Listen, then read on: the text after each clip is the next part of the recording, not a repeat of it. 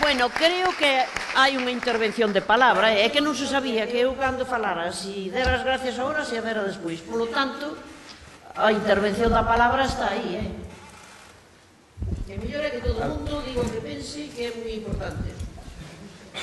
Pois iso é o voso turno e non vos cortades.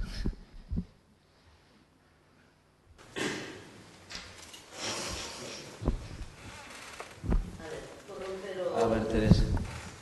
Só unha pregunta técnica, por decir de alguma maneira. Como contemplar esa participación a nivel de colaboración non de persoas a título individual, sino de asociacións, ou neste caso eu en representación de Fuxen. Estou aquí, colectivos. Sí, vamos a ver nos propios fotocopias, que vos entregamos nunha delas. A ver, falase de socios e socias, amigos ou amigas e protectores, sin que a segunda opción estése excluído para os particulares, está máis pensada para empresas, colectivos e demais. De todas formas, determinados colectivos que, por exemplo, de carácter cultural, que teñen uns medios escasos, uns recursos, abondo fan con poñer o que queiran poñer. Pois desde unha grabación, como decía antes, até unha pequena cantidade, que nos referenciamos en 5 euros, pero que, en fin, cada quen que sexa menos ou máis. Por lo tanto, non hai dificultade para iso, podeno facer igual. Sabedes que os particulares temos o 25% de deducción na declaración da renda, calquer contribución a unha fundación, e as empresas o 35%, unha deducción importante tamén, tamén temos previsto a figura esta para a de socios protectores para os concellos máis pequenos, que non poden aportar grandes cantidades, pero sí poden aportar 1.000 euros ao ano. Pero claro, 1.000 euros ao ano sumado con outros e con outros é igual que os 5 euros de cada un, sumado con centos de persoas, pois é un contributo fundamental e que garante a independencia do funcionamento dunha fundación. Por lo tanto, sempre un colchón económico aí para podermos funcionar con independencia das circunstancias políticas dos vaivens electorais.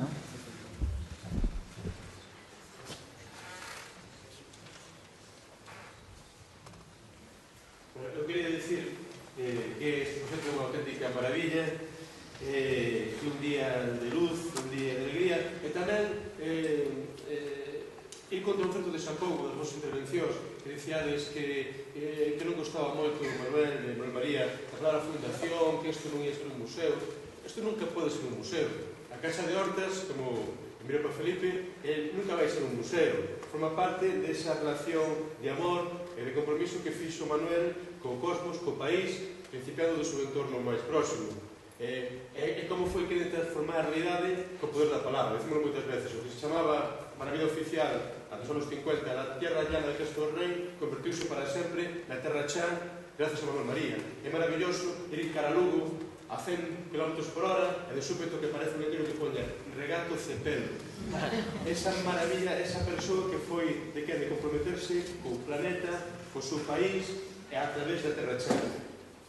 Eu, e creo que todos que estivemos aquí, vivimos esa iniciación maravillosa a carón de Manuel e de Saleta, de visitar o campo de Santa Isabel, as penas de Roda, o Regato Cepelo, a Casa de Hortas e mexar contra os muros do Concello. Ben, esa parte do ritual non vamos reivindicar agora por motivos de higiene, pero que a plenitude nunca será un museo, é que a Casa de Hortas, como estivo sempre agora de unha forma xa oficial, estea aberta a todos como Casa da Palabra e como lugar de triunfo do grande proxecto de amor de Manuel María. Por lo tanto, nunca será un museo.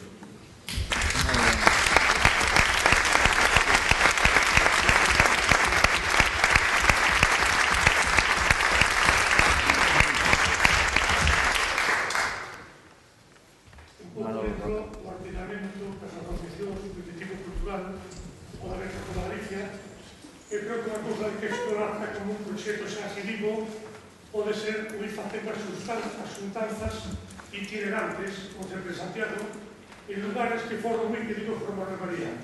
Por exemplo, a seguinte en Monteiro de Rei, outra en Monforte, outra na Coruña, e que, para que isto seña máis vivo, que entidades culturais desta Bisbarra, pois organizan eles, busquen o local, evitar centralizacións así, que a veces pode ser simplemente que se caiga na rutina e tal, non? E organizar sempre o que...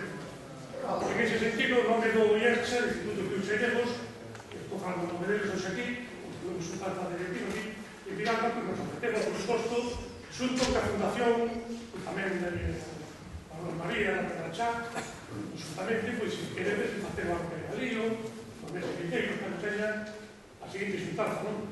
Manuel quedará moi contento, me parece, o acto de entrada da Fundación da Academia Galega, bueno, pois, non tan pola xente que asistida, por suposto, de toda Galicia, e tamén, pois, pola colaboración, digamos, na súa Bisbarra natal, que xa que ele creou literariamente dándolle nome, e que tantos, bueno, despois, tiramos dele, non?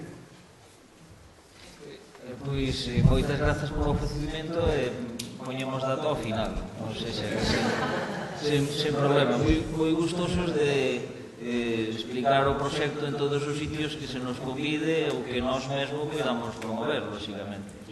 A mí, como me vedes todos, estaba me rindo, porque eu dicía, vais a olvidar de Vilalba, e os vilalbeses sonche de Vilalba, non?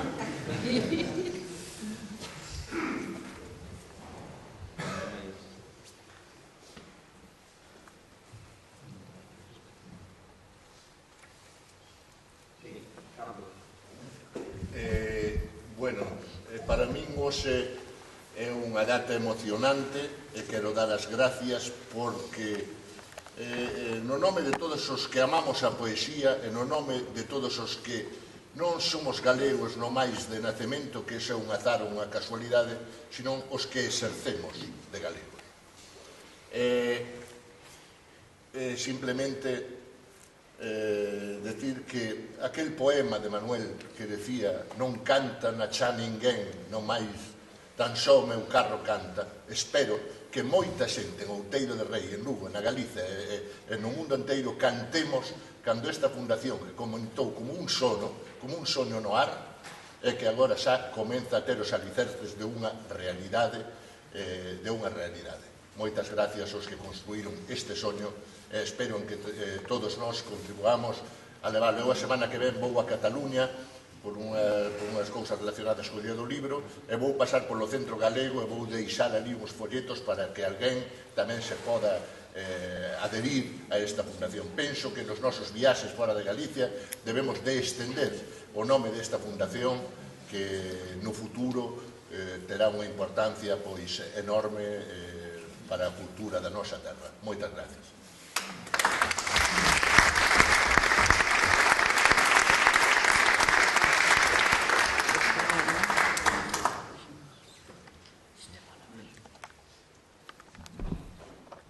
Se non se anima ninguén, pois temos que dar por concluída esta reunión.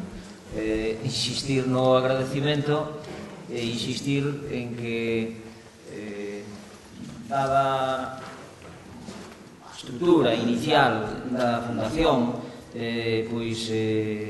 pois terá que ser fundamentalmente mediante a comunicación de página web, correos electrónicos, este tipo de cuestión no que vayamos inicialmente construindo isto. Mais, desde logo, a nosa vontade, xa digo, é polo menos vérmonos unha vez ao ano pois para seguir concretando este proxecto que eu estou seguro que non vai parar, que imos tirar para adiante. Nós estamos seguros de que sí. Moi ben, pois nada, moitas grazas.